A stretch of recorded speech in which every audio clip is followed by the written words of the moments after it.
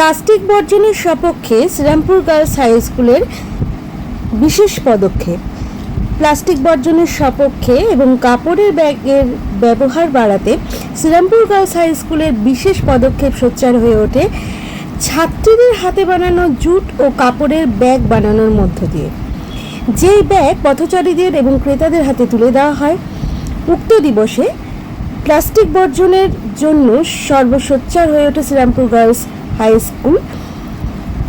সকল ছাত্রীবৃন্দের উপস্থাপনা এবং উদ্যোগ পরিবেশ দূষণের এক বিশেষ অঙ্গ হিসেবে প্লাস্টিক ও পলিথিনের ব্যবহার ও যত্রতত্র যা তা হলে প্রতিনিয়ত পলিথিন নিক্ষেপ করা, প্রতিনিয়ত দূষিত হয়ে চলছে মাটি, যার মাধ্যমে এবং তার ধারণ ক্ষমতা দূষিত হয়ে চলছে, মানুষের জীবনযাত্রাকে দূষিত করে চলছে।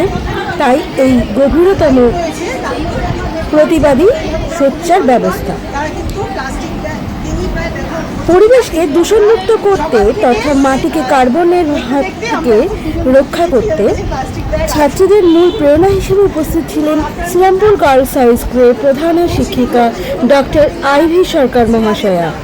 এছাড়া সক্রিয় ভূমিকায় ছিলেন সহশিক্ষিকা শ্রীমতী রাখি মহাশয়া, বিদ্যালয়ের আভ্যন্তরীণ গ্রন্থকারী শিক্ষিকা রজনী সরকার সহ অন্যান্য শিক্ষিকারা। উক্ত দিবসে শ্রীরামপুর গার্লস হাই স্কুলের বানানো বিভিন্ন ব্যাগ এবং ব্যানার সমেত শোভাযাত্রার মাধ্যমে পথচারীদের হাতে প্লাস্টিক বর্জন করে কাপড়ের ব্যাগ তুলে দেওয়ার এক নিরলস প্রয়াস চলতে থাকে। প্লাস্টিক বর্জনের অনুরোধ রাখা হয়। এছাড়া শান্তিপূর্ণভাবে পরিবেশ দূষণের প্রতিকার হেতু বিভিন্ন কাব্য সঙ্গীত মোড়ে মোড়ে উপস্থিত করা হয়। এই বিষয়ে প্রধান শিক্ষিকা ডক্টর আইভি সরকারের মতামত ছিল যে আমরা প্রত্যেক বছরের মতো এই বছরের পরিবেশ দূষণের বিপক্ষে জনগণকে সচেতন করতে পেরেছি। আমাদের ছাত্রীদের নিজস্ব সৃজনশীলতার মাধ্যমে তারা তাদের নিজের হাতে কাপড়ের ব্যাগ বানিয়ে এ বিষয়ে এগিয়ে এসেছে। এছাড়াও সচেতনতাকে বিদ্যালয়ের এক অংশ বলে গণ্য করেছেন ডক্টর আইভি সরকার মহাশয়া। তিনি নিজে স্বয়ং পথচারীদের হাতে তুলে দেন ছাত্রীদের বানানো বিভিন্ন রঙের এই কাপড়ের ব্যাগ, যার অনুপ্রেরণা হিসাবে বিভিন্ন পরিবেশ দূষণের প্রতিকার হিসাবে প্রধান শিক্ষিকা ডক্টর আইভি সরকার ছিলেন স্বয়ং ছাত্রীদের পাশে এবং তার প্রেক্ষাপটে। আসুন দেখে নিই তার খণ্ডচিত্র কিছু।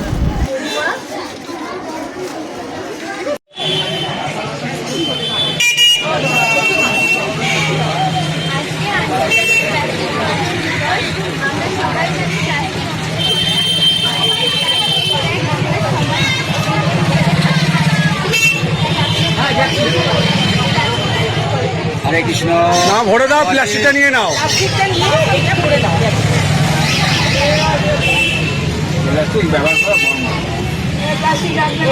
বাচ্চারা সচেতন করছে, ঠিক আছে।